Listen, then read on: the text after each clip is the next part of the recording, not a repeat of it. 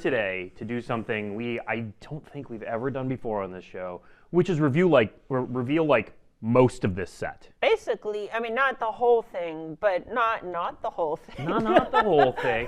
So you may have seen yesterday on Tolarian Community College a sneak peek of some of what's coming on Shuffle Up and Play. They showed off, I think it was like 36-ish cards, something. I think it was maybe a little higher, maybe 40-ish or something. Yeah. But we're going to triple that on this show.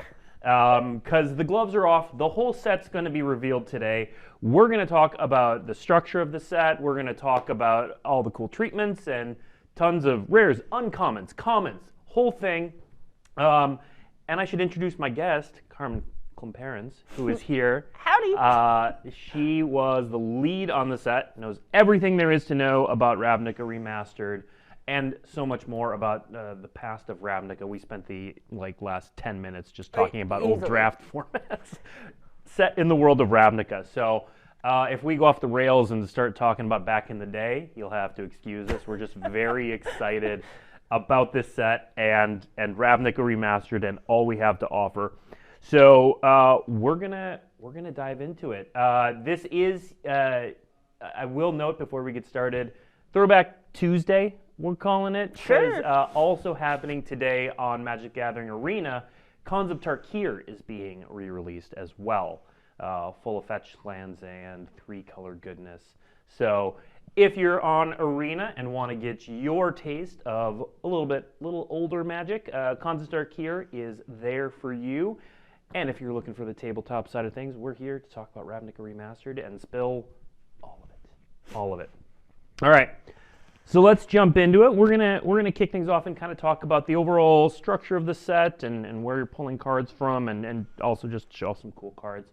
The first card we have is an oldie but a goodie, Cloudstone Curio, and you'll see the 3 different versions here. So right off the bat, so these are the 3 treatments in the set. Carmen, tell us about the treatments. Okay, so we have the retro frame treatment. This is something that you see in a lot of our remastered sets, and it's something that a lot of enfranchised players just love. Right? Huge fan. Who doesn't love the brown border on the artifacts? And just the text pops. It looks so good. And then we have this Japanese art style treatment that a lot of people are kind of saying, why this? What are we doing this on Ravnica for? Originally, this is from War of the Spark. That was the first time that we ever did this, so it felt fitting to bring it back for Ravnica Remastered, given that War of the Spark took place on Ravnica. Yeah. Speaking of which, so this, we talk about Ravnica Remastered. This is pulling from all the sets that have been in Ravnica, including, as you said, War of the Spark, which our next preview card demonstrates. There it is. Oh, nope, that's not the card. We've got Nicol Bolas Dragon. There it is. So talk a little bit about where you pulled cards for this set. So it actually goes even a little bit further than just sets that took place on Ravnica. We cared that the cards took place on Ravnica. There are some things like Krenko Mob Boss. That was M14, I want to say. We know Krenko lives on Ravnica. And we know people love Krenko. And if we're going to give people the best of Ravnica, we're not going to leave those characters off just because they happen to originally be in a core set or Battle Bond or Jumpstart or something like that. We want to give people the best of the best. All right, so if they're set on Ravnica and people enjoy them, probably in this set. Exactly. Okay, cool.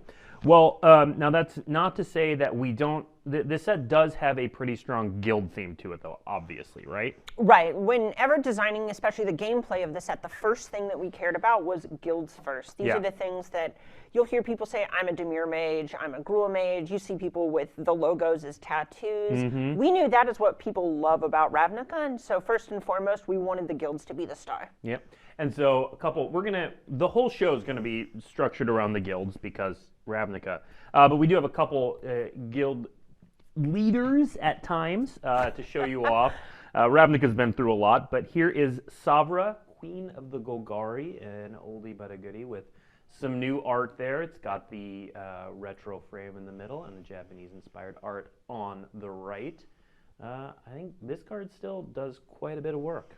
Yeah, it's so nice in Commander. And I think one of the luxuries of a remaster set like this is you get to revisit characters who are dead. I've been playing forever. The first draft format I ever was good at was OG Ravnica. Those are the first books I read where I believe Savra dies. So it's pretty hard for us to reprint The Golgari have this had a character. few leaders over Yeah, the right, years. exactly. Yeah. Whenever death is your guild's whole thing, well, so I think it's really cool that we get new art, we get new frames, and if you like this card, playing with it, this is how to get new versions of it. This is the way to upgrade them. Yep, absolutely. Next up, we have Karlov of the Ghost Council. So this was one of those cards you were talking about, relatively new addition to the world of Ravnica.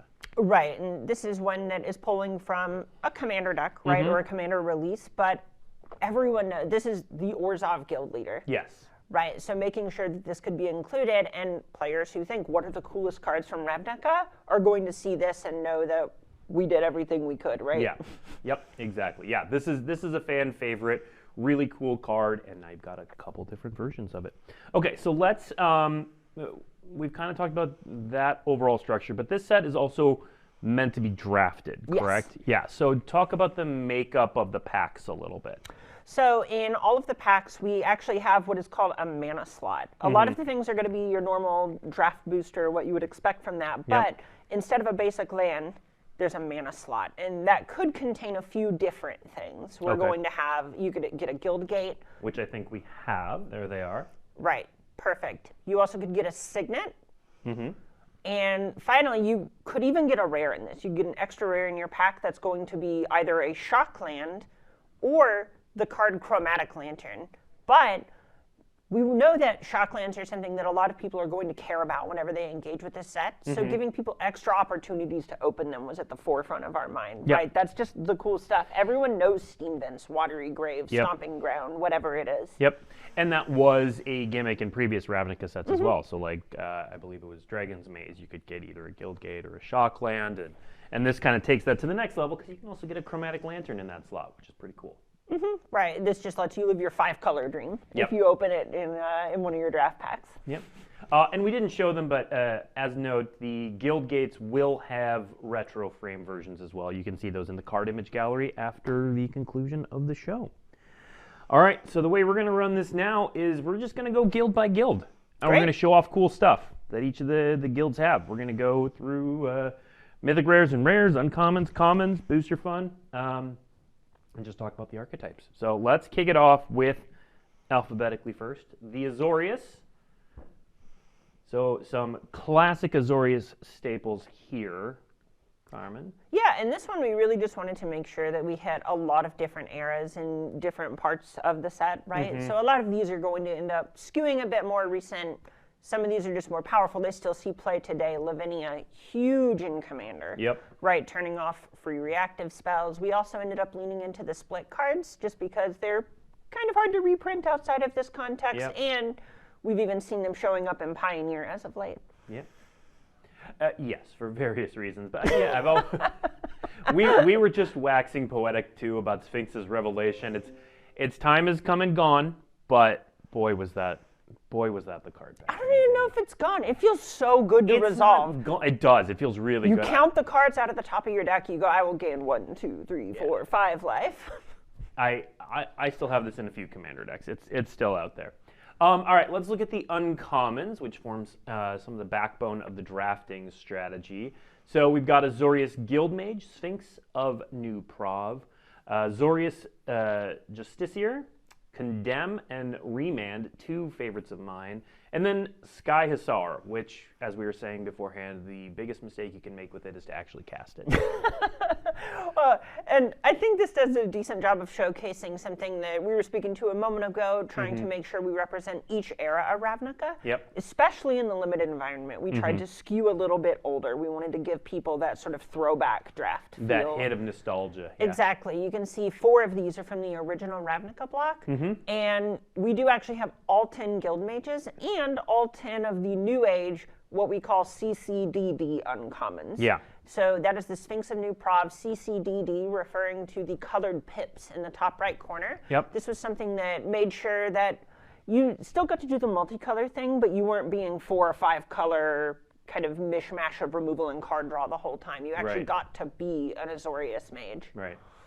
All right, and we also see on here Forecast, as well as Why am I drawing? Detain. Detain. Thank you.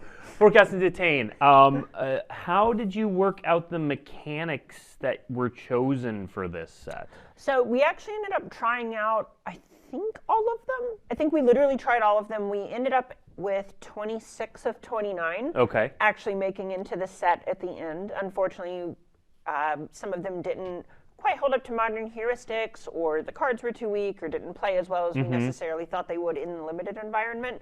But these mechanics are things that people associate with the guilds. And so it was important to us to try and fit as much of that flavor, that feeling, evoke sort of you are whatever guild you want to be a part of during the actual gameplay. So just tons of mechanics back. Which 3 didn't make the cut? All right, so Cypher didn't end up making it. Most of the cards were just a little bit too weak for limited, and you know. Undergrowth, I think, was the one we tested the most and had cards coming in and out of the file, and it ended up kind of falling right on the outside looking in. Just a little bit hard to make that one work as consistently as we wanted, since no other drafters really wanted it. And then finally, Radiance was one where the cards weren't too weak, but too frequently people were shocked that it was symmetrical. In fact, if you've ever cast Bright Flame and Wrath your own side as well, you just kind of, At one point we even looked at Bright Flame as a possible downshift to uncommon, as a sort of CCDD card. Right? We go, oh, this will be fun, this is cool, this is, a lot of master sets have this downshift, and then exactly like you said, someone wiped their own board and went, wait a second. It was the like minute you do that and then your opponent points it out to you, you're just like, oh yeah, I wouldn't have done that. Right, exactly. And we just, at this point that it's happened 2-3 drafts in a row in the building where people who would know this work, we kind of go, maybe this is actually taking away more fun than it's adding. Makes sense. I'm on board. As someone who bright flamed themselves accidentally a few times. That card looked so good. All right, now let's look at some of the commons from the Azorius Guild. Some fantastic ones here, and some ones that have even seen a little bit of constructed play. I remember Judge's Familiar, Repeal, and then a lot of these have some pretty good gameplay in Limited as well. Yeah, and something that I think this slide does a good job illustrating is how proactive a lot of Azorius is. So this is sort of a macro thing we had to do during game design a lot, was try and push things towards actually attacking people, dealing damage, because multicolor sets so frequently lend themselves to slow, grindy, attrition-y stuff that's naturally going to happen, which means we need to sort of pressure the other direction on purpose in order to make sure that games are taking 8-10 turns instead of 20. Someone in chat noticed that Judge's Familiar got a downshift. How much in this set did you do downshifting or upshifting? It varies a little bit, right? I want to make sure that we show some love to the Pauper community. We thought Judge's Familiar would be a really cool downshift. There are a couple others that we're going to get to show off here on the stream. I don't think it is quite as many as some past remastered sets, given that so much of Ravnica has sort of taken place in the modern era. It's closer to our current heuristics around rarity. But as evidenced by Judge's Familiar, it's not that it's a complete drought. Absolutely. All right, cool. We're going to keep going alphabetically, so we're going to move on to, we're going to see the Booster Fun, because we had some additional Booster Fun here. And this is where we can see some of those retro frames of some of the cards you called out as being cool. I'm so excited for this Lavinia. I've always played it in all my Kethis decks. I like playing it in Commander, getting an old border. It just looks right. I can't. I don't know. I have a commander deck, a blue-white commander deck, actually, that is entirely retro frames, or older cards that had the frame originally, and some of these will be going in there. I think Sphinx's Revelation did already get it from Brothers War, but some of the others will be some great additions.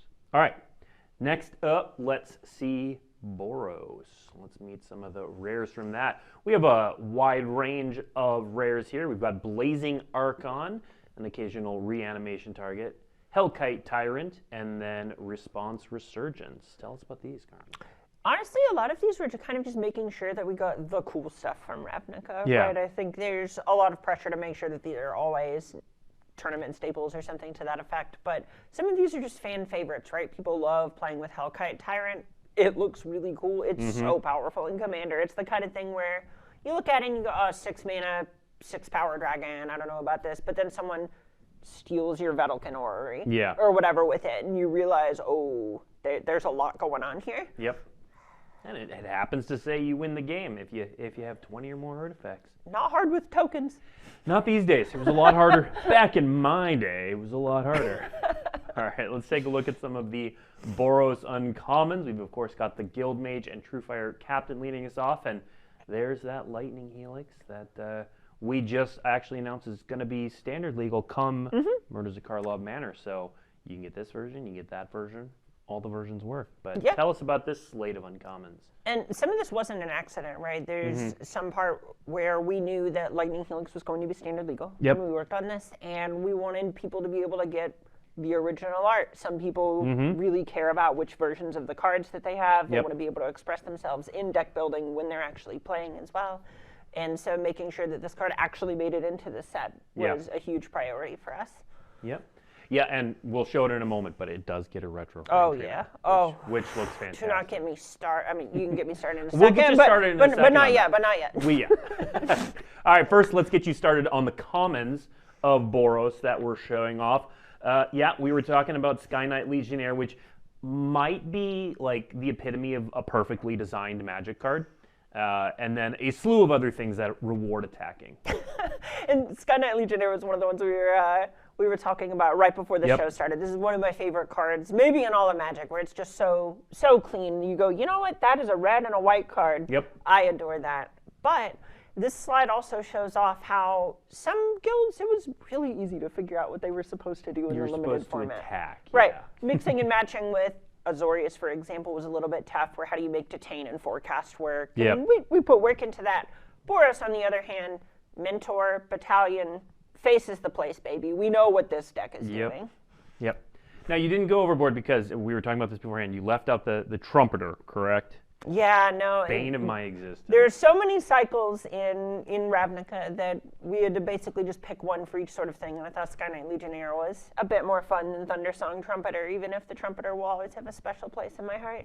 Yeah, it'll have a special place somewhere in my memory, not in my heart. Far, far away from my heart. All right, let's take a look at some of the booster fun coming out of this. We've got Hellkite Tyrant, which gets both the retro and the Japanese inspired art. Blazing Archon gets that retro style art that might be going in my blue-white deck. And then there's that retro Lightning Helix. Yes, you will be able to play that in standard come February. Tell me it just doesn't look like a card from Apocalypse or something. It does. It absolutely would have been in like Invasion. Right, exactly. It just I don't know. Some of these they're just right. I don't know. Maybe I'm old, need to go. You know what? I'm right there with you. So, all right. Next, let's take a trip to Dimir and take a look at some of these rares. We've got Lazov, the Multifairies, Mind Leech Mass, and Connive Concoct, which has also seen some play recently. So Lazov is one of these downshifts, but we did want to make sure that we actually had a cool legendary creature that played at least okay in limited. Yep. For each of the color pairs. At one point we looked at Surku, which was the most popular card out of the original Ravnica. Yep. God, Surku. I haven't thought about Surku in a long time. Yeah, right. Yeah. I mean, at the time, it was awesome. It was great, that glimpse the unthinkable. People were like, wow, what are they doing? It was so cool. Somehow that wasn't the strongest mill thing to come out of OG Ravnica. But those Mind Leech Mass, I know recently, well, I say recently, a year or so ago, this became more popular because of a horror commander precon that we ended up releasing. Yep. And I was really glad to be able to kind of squeak this one in at the last minute and go, wait, hold on. Yep. People want these for their decks. We need to get it in here. Cool. All right, let's take a look at the uncommons. And of note, these are not encompassing all the uncommons. You know, some were shown off yesterday. The full card image gallery is going to be up at the end of the show, but this gave us a template of things to talk to. We see that Dimir Guild Mage, we see that CCDD Night Veil Predator, which is impossible to beat. Impossible. Maybe you change the draft format a little bit, but I could never beat that card ever. Night Veil Sprite, one of my favorite cards, and Moroi. And Moroi is one of my favorite cards. This was just, I think this was the first Magic card when I was newer where I thought, you know what, I'll lose life and it'll be fine. Yeah. I don't mind losing life if I get a powerful thing for it. Just being able to play with this again in Limited, it's just kind of tickled me. So tell us a little bit about what Dimir is trying to do in Limited. So Dimir is actually one of the most I would say generic sort of decks. Okay. Right? Most of the mechanics here don't really speak to one another, or even an archetype. We've kind of made Surveil evergreen at this point, so it feels a bit less Dimir than it did a couple of years ago. Transmute, not really going to build a whole deck around that. It's just going to come up and be cool when it happens. And finally, Cypher was too weak. So this is when that we ended up actually just leaning into what people expect from their blue-black deck, and that's to be a sort of slow, grindy, control, take over the game with card advantage and removal Which deck. Dimir Guildmage does in spades. It's not, in my humble opinion, it's not the best long game Guildmage, but it's up there. It's probably top 3. Oh, definitely. I mean, this slide encompasses a lot of it, right? You have your card advantage, you have your unkillable threat, and then you have your selection for the early game. Absolutely. All right, let's take a look at the commons that we're going to show off. So we've got some of that Transmute with Drift of Phantasms. Those of you who played the Heartbeat of Spring deck back in the day, just palpitations right Throwing now. it back. Yep. Balustrade Spy, banned in some formats. Dimir Honor Guard, and we've got Last Gasp, one of the original premier 2-mana removal spells, and of course Persistent Petitioners. Oh yeah, and believe it or not, that card has won games in playtesting before. And oh yeah, absolutely. I think it was Andrew Brown had ended up having 3 or 4 of them in a Dimir mill deck one time, and that was his kill condition. He just had Drift of Phantasms, Persistent Petitioners, and a Dream. Yeah. It's a good dream. It's a good dream. The Dimir House Guard holds a special place in my heart because obviously it's in there to transmute. You transmute it, you go get your 4 mana whatever. It's kind of like a Diabolic Tutor sort of deal. But I have cast that card and sacrificed most of the time. In limited, absolutely. And it was also, it wasn't impossible to beat, but it was real hard. This is, and what I love about Dimir House Guard is, to me, as a designer who works on cards a lot, to me this is the oldest looking card in the whole set. Fear, don't do that anymore. Sacrifice, sell it for free, don't do that much. Regenerate, don't do that anymore. No. It top to bottom, I look at this and I just get nostalgic. It's so cool to actually get to sort of play with these sorts of things again. 100%. All right, let's look at some of the booster fun from Dimir and a lot of those cards that we just talked about, plus Muddle the Mixture, another Transmute card. Get that retro frame treatment. The retro frame for Transmute cards is pretty. Yeah, one of my favorite things about these, and this is me just being an old fogey, but I love that you actually can get a not reminder text version of these cards in any way. Right, we tried that for, I think it was 10th edition, has the cool foil time stop that just has a 3-word text box. End of the turn, Right, but actually getting to do this, because we know who's buying these cards, right? The people who are going out and getting Ravnica Remastered are mostly enfranchised players. They know what the cards do, and you just have the ability to open really cool retro frame cards like Lazav, Mind Leech Mass, etc. Again, for your horror deck, you've got the retro frame there for fans of that old frame. Yeah, the Mind Leech Mass, again, it looks like it should come out of Invasion Block. Yeah, you just look at that and you go, oh, that came out of some pit on Wrath or whatever. All right, next, let's move on to continuing alphabetically. We're going to go to the Golgari. And we've got some all-timers here. Top to bottom. Yeah. Come on.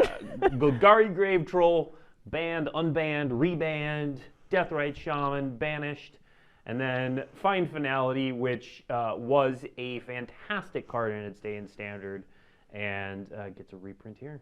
Yeah, it was huge in Standard, and honestly, it's no slouch today. Right, being able to get back two creatures from your graveyard for 2 mana ain't nothing. And a lot of times, this 6 mana sort of half Wrath at the right table in Commander is just going to be Plague Wind. Yeah.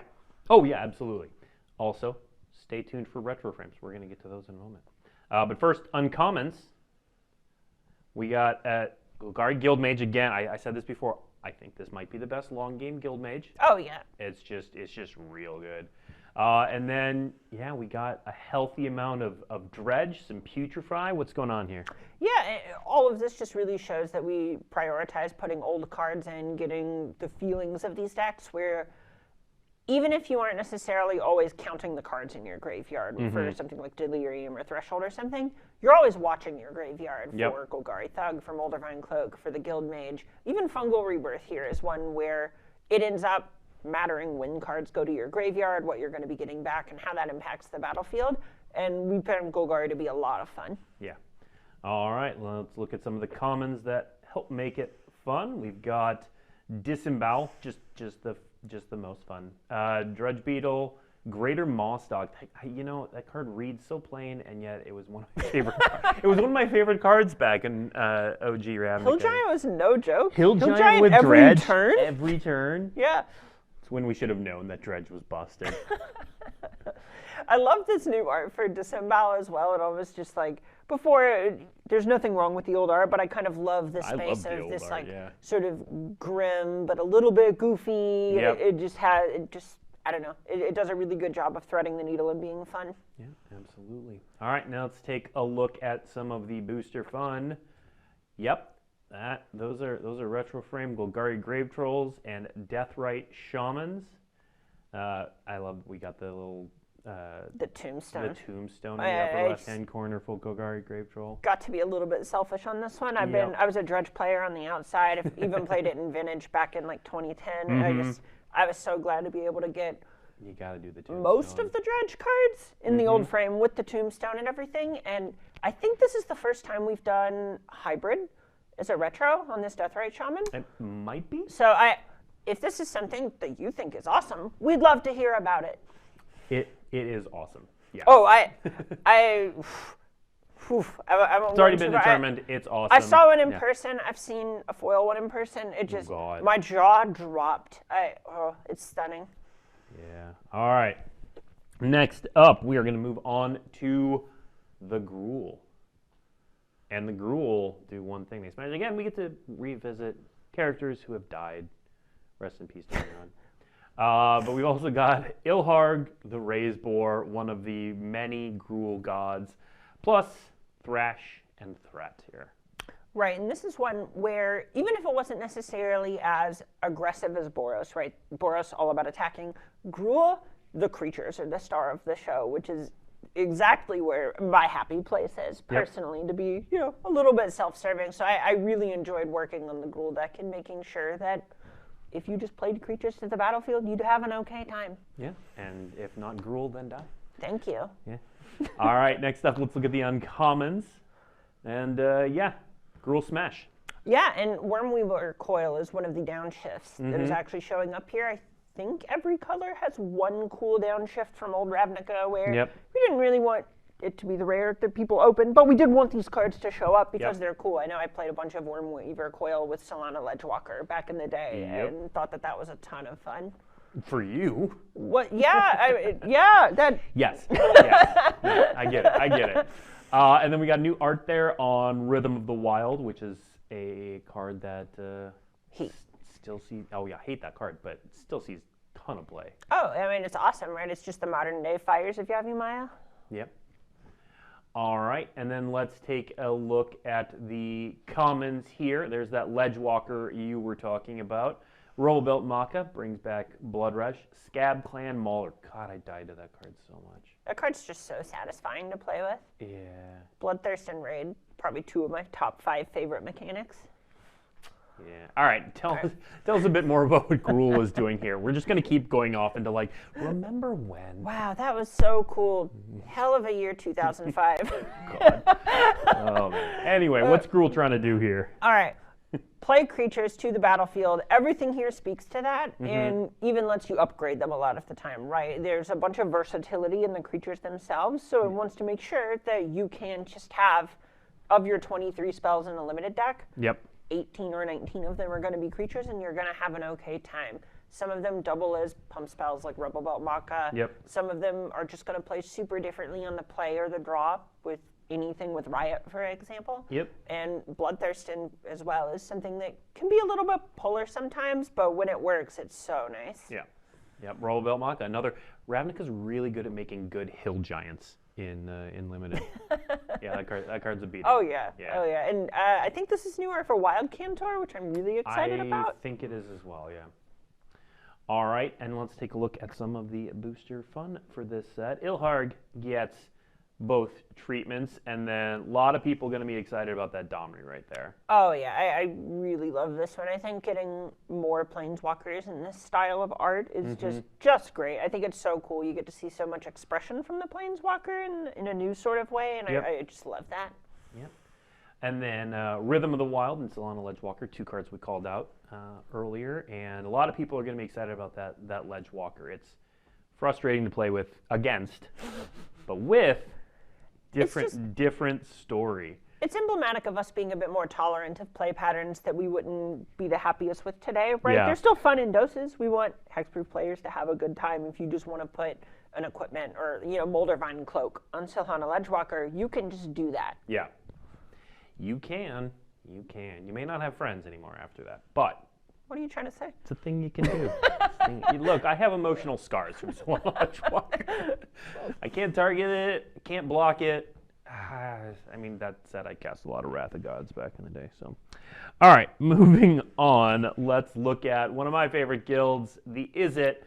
We've got some quasi-duplicate. We've got some Ral Zarek in the classic form, and then we've got Expansion, Explosion. Maybe my favorite split card, and maybe even the most powerful. Yeah, I mean, it's really cool. It's just so versatile, right? So I saw a ton of play during the Team of Reclamation era and Standard where it could sometimes kill your opponent. And sometimes it just worked as another negate in a counterspell fight. It just got to kind of do it all.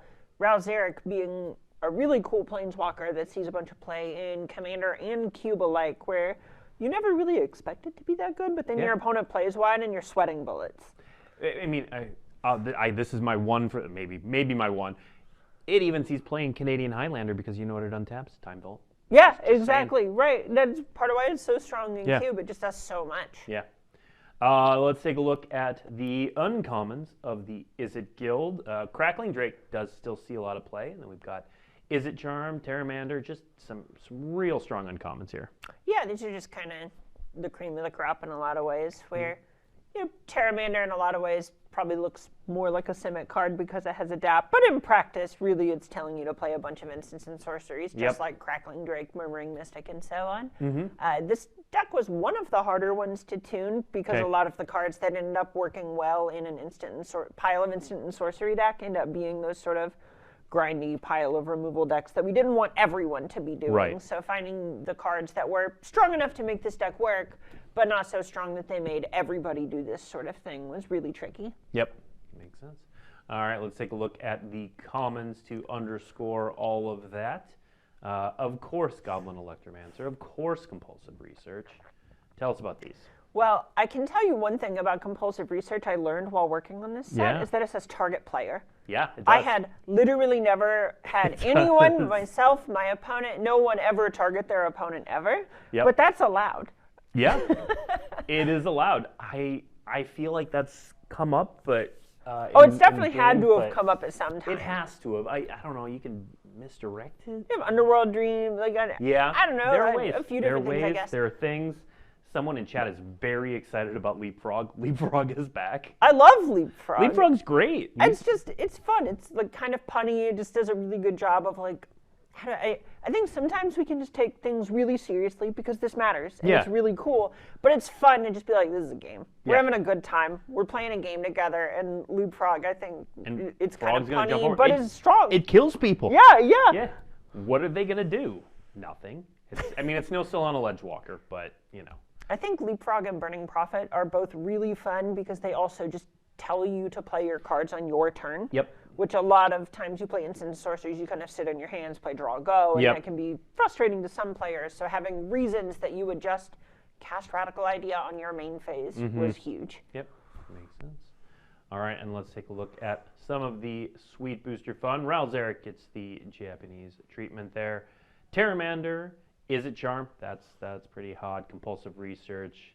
Goblin Electromancer in the retro frame also. Really excited about Goblin Electromancer. I've always been a big Giftstorm fan in Modern, and getting to just slowly upgrade that one to being the coolest thing ever. I think Baral already exists in retro frame, so now this can just round out the creatures. Yeah, this is I'm just going to stare at this for a moment and then just appreciate it. We're just basking. Aesthetically. This show's for me. Sorry, everyone. You get to watch, but this is all for me. All right. Next up, we are going to move on to the Orzhov Guild, and we're going to see Kaya, Orzhov Usurper. That's a pretty fantastic reprint there. Teysa, of course, Orzhov Scion. And then Revival Revenge here. And Kaya's another one of these downshifts that Yeah. isn't exactly a legendary creature, but she was a guild usurper, leader. She's in charge for a bit. Yeah, and this card showed up and constructed a decent amount and does a surprising amount of work, even in Commander, just being able to hit Soul Ring. Yeah. Right. No, this card's really good. I've played with it and constructed a number of places, and being a 3-mana planeswalker that affects the board and has a pretty strong ultimate is don't sleep on this card. It also is just a huge burn spell. Yeah. Right? It's the kind of thing, it just exiles a couple cards, this will be fine. And then all of a sudden you're like, oh god, is that going to do 15? Yeah. You're like counting graveyards, like, or exile piles. Yeah, you're just like, yeah, okay, I'm going to be dead unless I do something about this. Yeah, downshifted to rare. Really cool. All right, let's take a look at the uncommons here. So one thing I want to point out here before we talk about the kind of mechanics of Orzhov is the CCDD card there. That's not one of the creatures. No, this is one where we kind of alluded to this earlier when talking about Bright Flame. We explored other options for these slots, right? We didn't want to just have the 10 cards straight pulled in from Guilds of Ravnica and Ravnica Allegiance. We wanted to say, hey, is there anything else cool that we can put in here? Yep. And Death to the Deathless is one that we know shows up a good bit in Commander. And I don't think, is it Haunt of Hightower? Is that the name Haunt of of Hightower, yeah. Yeah, I don't think that one's necessarily aged quite as well. And we do just want people to feel good about the cards they're getting out of their packs, right? Yeah. This is the kind of thing where we know what player wants to own this card. We know who's going to be happy to play with this, and that's enough to send it in. Yeah.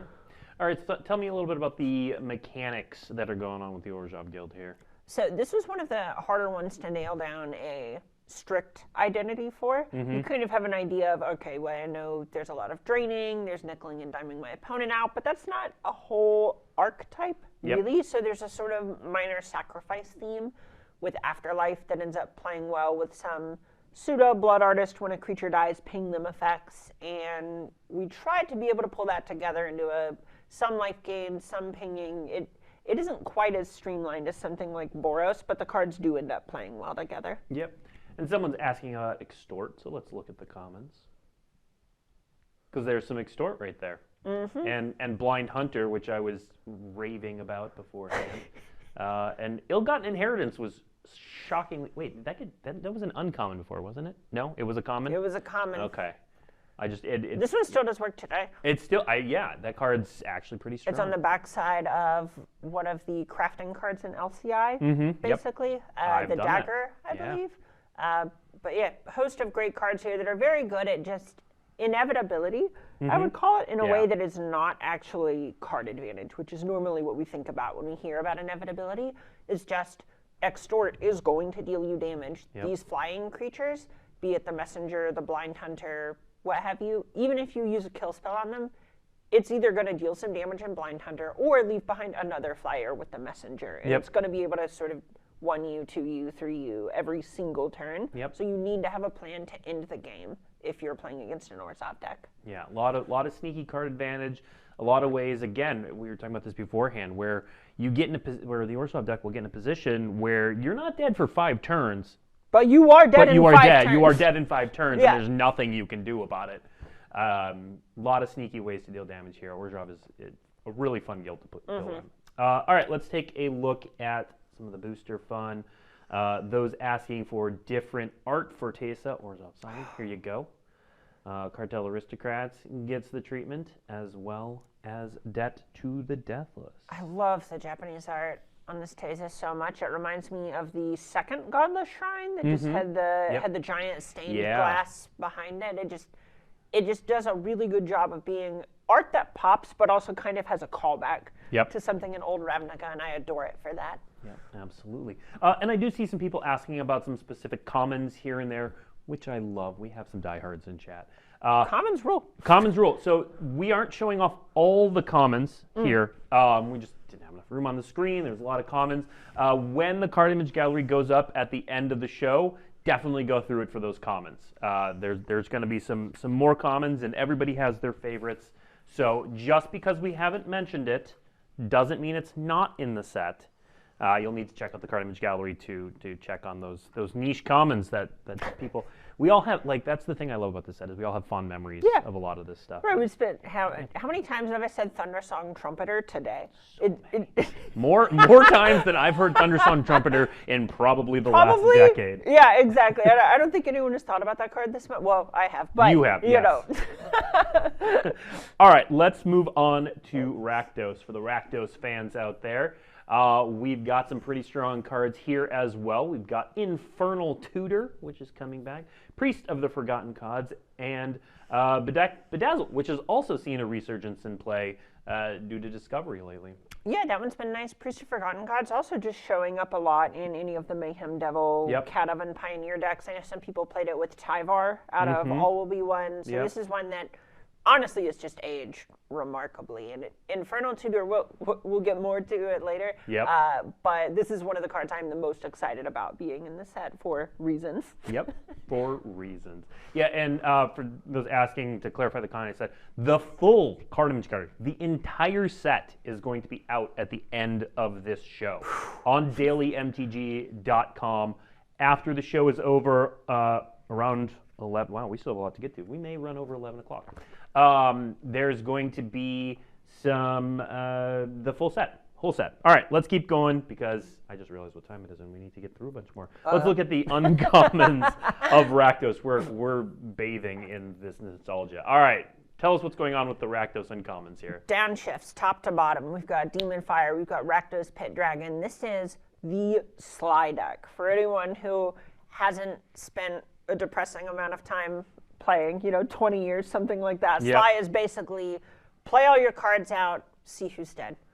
You're just attacking as fast as you can. Everything involves damage. You're playing a bunch of 1-drops. You're playing a bunch of 2-drops. And you're even getting paid for emptying your hand. Demon Fire becomes uncounterable when you're empty-handed. Rakdos Pit Dragon is at double strike when you're empty-handed. These are cards that tell you put your cards on the table and kill them. Just set the terms of the entire game on the first turn. I have died in Demon Fire so many times. And I'm going to die to it more because it's an uncommon. Let's take a look at the commons. I'll try to wax nostalgic a little bit less. Gobhobbler Rats. Love that you're back. Skewer the Critics. Tell us about these. Oh, okay. So Blade Juggler is maybe my favorite limited common of all time. Blade Juggler is really good, yeah. I loved Ravnica Legion's Draft. It's what got me qualified for my first tabletop pro tour. That card is so much fun to play with. And Skewer the Critics, if you're a Lava Spike enjoyer, here's a Lava Spike. Come on, this card's awesome. This is it's pretty rare that we actually get to put anything close to Chain Lightning into Standard or anything like that. And this is a card that we took a risk on, and it worked out. As the person being skewered may disagree. All right, let's take a look at the booster fun. We've got the Infernal Tutor. Oh yeah, and this is one that this has felt like such a long time coming. It's seen play for decades in Eternal formats. I looked at Infernal Tutor, I'm like, this wasn't already printed? Right. And it wasn't. It's just the kind of, one of my favorite things to do while working here is to do something that everyone just assumes we already did because it's that obvious that we need to. Yeah, I mean, the retro frames for the rest of these is, my personal feelings on Light Up the Stage and Skewer the Critics aside. They're gorgeous. Oh, yeah. And those are going to see a lot of play. Oh, yeah. I play Modern Burn, have it foiled out. I'm so excited to get more copies of Skewer the Critics like this. All right, let's move on to Selesnya. Selesnya, we've got... I heard some people talking about Court of Calling in chat earlier. It's here. Pretty nice in Pioneer, I hear. Yeah, I hear. I'm playing it myself. All right, we got Tolsimir. We've got Assure Assemble. Tell us about these. Yeah, I mean, Court of Calling is just maybe one of the most, how do I put this? sort of intuitive Magic cards ever, right? Convoke has got to be top 10 mechanics all time. Great mechanic. Pretty easily. Yep. And being able to convert small creatures into one big creature, that's just so satisfying to be able to do. This is just, it's got to be one of the most fun cards ever made. So it's super fun. It's super strong. I kid you not, played with this card this morning in Explorer. I mean, it's just great, right? Like, as soon as we were doing this, I think Court of Calling was one of the first cards in the file. Yeah. We knew it was going to be here. As it should be. All right, uncommons. Here we go. We got some more of these. We've got Selesnya Guildmage, another, like, all-timer in terms of limited. Oh, yeah. Yep. Devouring Light, underrated, in my view. Oh, yeah. Yeah. Yeah, and it's not like people don't value it. It's just they don't realize it is busted. Real good. Did you ever cast that with no mana untapped? Because it feels pretty good. Oh, yeah. Selesnya Evangel. Sneakily very strong. One of the more powerful cards in the Selesnya. It might be my pick for the strongest non-rare pack one. Yeah. It's just so nice. If you ever get to untap with it, you're like, oh, my opponent never gets to attack again. Yeah. Pretty good. All right, let's take a look at the commons, which some more, like, Fists of Ironwood into Siege Worm is just one of those classic, like, yeah. And it's so frequent that if you're on the draw, you can even Fists of Ironwood your opponent's creature to just get the 2/2s. You're like, what are you gonna do? Trample over with your 2/1? Yep. Like, okay, great, you did it, but I get my Raise the Alarm. Yep. Okay, so we've talked about Convoke a bit here. Populates in this as well. Mm-hmm. Yeah, so this is one where there were only 29 guild mechanics because Convoke was used twice, but we did want to make sure we did hit those token nodes. So having cards like Call of the Conclave, a downshift here on screen, we wanted to make sure there were cool things to populate. So we really dug deep to find the things that we could that are more than just making a 1/1. Mm-hmm. All right, and let's take a look at the booster fun. There it is. It's that Court of Calling people were asking for in the retro frame. It's here. Tolsimir gets that Vision. Devouring Light, again, you're underrating this card. I think there's some strategies in Commander that should be playing it. And then Call of the Conclave to get one of the most efficient mana-wise cards to populate. Yeah, and we really wanted to fit Watchwolf into the set because it's a classic, but because of Populate, it was really hard to not just go with Call of the Conclave because it did play so much better. Yep, makes sense. All right. Last guild, we've still got a bit to talk about, though. Simic, blue-green. We've got Prime Speaker, Zagana, Void Slime with that new art, and then Repudiate, Replicate. A bit of a tongue twister there. Another one that even showed up in Pioneer kind of recently. Yep, absolutely. I think this Prime Speaker Zagana has a downshift, if memory serves. I know it originally was a mythic. It was originally a mythic. It might have been printed as a rare somewhere else. Sure. Either way, Chat this probably is knows. Part of the legend cycle, right? This is one that we just know plays really well. You make a big creature, and then you draw a bunch of cards. Yep, absolutely. All right, and then uncommons here. Maybe. I heard a noise that sounded like a computer, and then there we go. Okay, uncommons. All right, we're all good. Producer Sean says we're all good. Frilled Mystic, Experiment 1, Sharkdo Crab. These are some fantastic cards. Oh yeah, they're so much fun. And one of the things I'll use as a framing tool when talking with people is player hat versus game designer hat. Mm-hmm. Game designer hat had to have Frilled Mystic in the set. Got it. Player hat, I hate this card. I hate it so much. This is my Skewer the Critics. Yeah. Or my Silana Ledgewalker. This is one where even before I worked here and was a streamer, my emote for Salt was Frilled Mystic. I have mixed feelings on this card because on one hand, blue, counterspell. That's totally my jam. On the other hand, it attacks me after it does that, and that's just not That's not fair. It's not fair. 3 powers is too many powers for that. It's too many powers. But really, really strong card. Okay, moving on. We've got the commons, and one of my favorite. First of all, Coiling Article, just right away, one of my favorite cards of all time. So many of the all-timer classics are from the original Ravnica series. It's just like, wow, the designs are just inspired. Yeah. Cloudfin Raptor, really sneaky strong card with new art. Oh yeah, I absolutely love this facelift so much. This is one where it was the first time I actually got to work with Ovidio, who was the, I believe, was one of the leads for LCI. Yes. And just watching him work and on these concepts was just jaw dropping. Yep. Wonderful, wonderful person to work with. Yep. Helium Squirter, very powerful and limited. But I want to stay on Cloudfin Raptor because of the retro frames. Look, I'm not a huge Cloudfin Raptor fan, but you gotta hand it to it. Like the centered flying evoke, the little baby Cloudfin Raptor looking. Oh my gosh, and the Coiling Oracle obviously just gives me feelings. It just feels so good. It does. Like it feels right. Again, it feels like Coiling Oracle has been around for so long that it should be in that frame. It's just great seeing like that is the first time that text came up, and we still use that sort of thing so much. It's all the time. So cool. It just plays so well. Yep. We have another slide of these. There we go. We weren't done with the Simic. We've got Experiment 1, Farseek, and Frilled Mystic. And Farseek's just one of those nice ones to have, right? It isn't necessarily as Simic or Ravnica themed, but it did take place on Ravnica, and it is awesome to play within Commander, being able to grab even tri-lands with it. Yep. And then finally, Prime Speaker Zagana gets all of the treatments. Oh, that looks so good. Yeah. All right.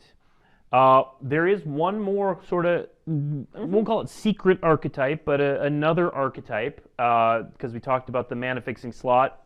There are going to be a lot of gates in this. So there's a tiny little gate sub-theme. Let's show off those cards. And these were for the players. We kind of alluded to it when talking about Chromatic Lantern earlier. There are some people who are going to sit down and they're going to say, I want to do as many colors as possible. Yep. I'm going to take a bunch of lands and I'm going to figure it out. Yeah. And we wanted to make sure that if that player does come and sit down, they're being led down a dead end. Yep. Right, and we didn't have to commit that many slots to that archetype because it plays so many colors, it just gets to play what it wants. Yeah.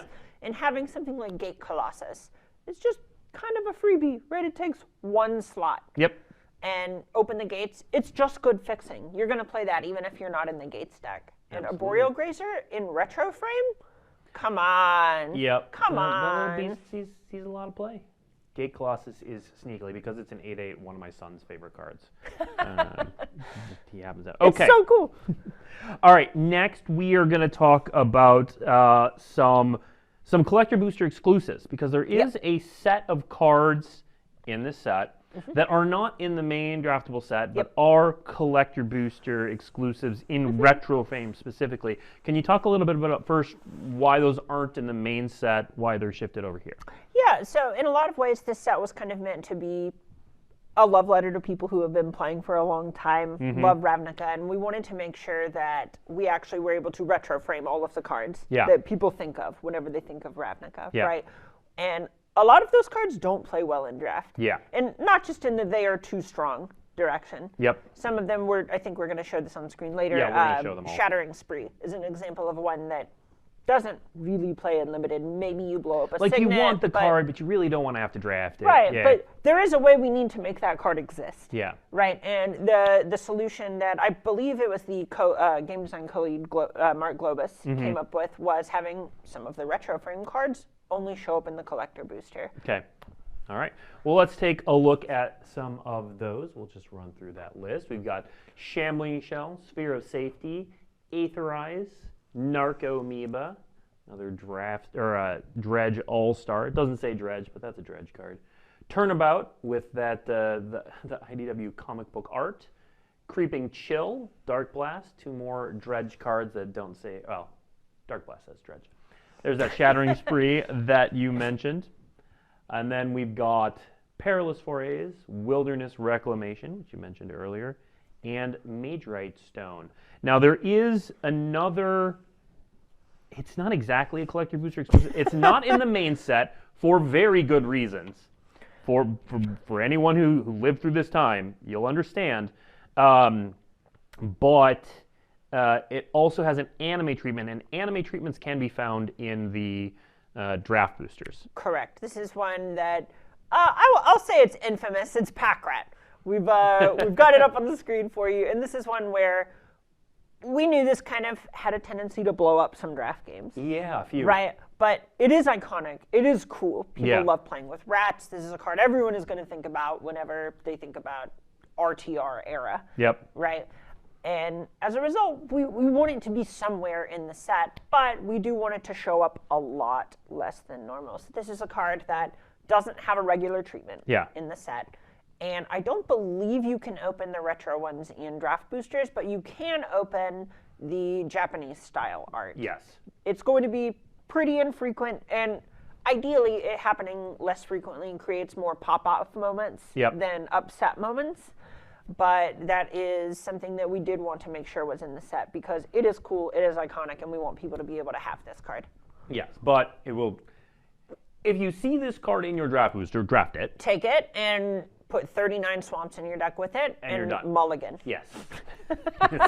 People did that in one game. Like, Actually, this card's so strong. I mean, I think it is less strong than it was in Return to Ravnica, just because we balanced so much around the original hybrid guildmates. Yeah. So a lot more shocks in the environment than Ravnica or Return to Ravnica had, but still very strong. All right.